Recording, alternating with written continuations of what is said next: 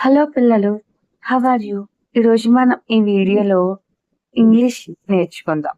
ఎలా అంటే ఒక చిన్న పేరా ద్వారా ఇంగ్లీష్ నేర్చుకుందాం. ఈ వీడియో పూర్తిగా మీకోసమే. Let English through a small paragraph. My morning. ముందుగా పేరా వినండి. Hello, my name is Raju. I wake up at 6 o'clock every morning. I brush my teeth and wash my face. Then I take a bath. I wear my school uniform. I eat breakfast with my family. I go to school at 8 o'clock. I learn many new things at school. I come back home in the evening. I do my homework.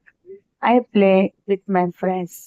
At night, I eat dinner and go to bed. Dear students, para విన్నారు కదా. ఇప్పుడు ఈ పేరాలోని ఒక్కొక్క వాక్యం అర్థం చేసుకుంటాం. Hello, my name is Raju అంటే అర్థం ఏంటి? హలో, నా పేరు రాజు అని అర్థం. I wake up at 6 o'clock every morning. నేను ప్రతిరోజు ఉదయం 6 గంటలకు లేస్తాను.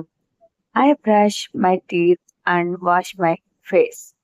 నేను పళ్ళు తోముకొని మొహం కడుగుతాను. Then I take a bath. తర్వాత స్నానం చేస్తాను. I wear my school uniform. నేను స్కూల్ యూనిఫామ్ వేసుకుంటాను. I eat breakfast with my family. నేను మా కుటుంబంతో కలిసి అల్పాహారం తింటాను. I go to school at 8 o'clock.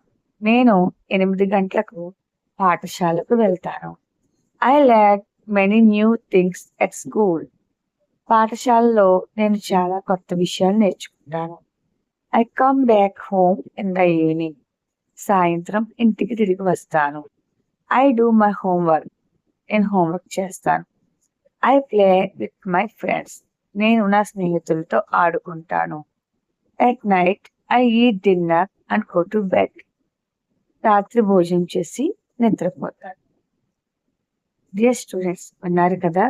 మరి ఈ పేరాలో నేర్చుకున్న కొత్త పదాలు: వేకప్ లేవడం, బ్రష్ పళ్ళు తోమడం, వాష్ కడగడం, వేర్ ధరించడం, ఈట్ తినడం, గో వెళ్ళడం, లెర్న్ నేర్చుకోవడం, కమ్ బ్యాక్ తిరిగి రావడం, డూ చేయడం, ప్లే ఆడడం, గో టు బెడ్ నిద్రకు వెళ్ళడం.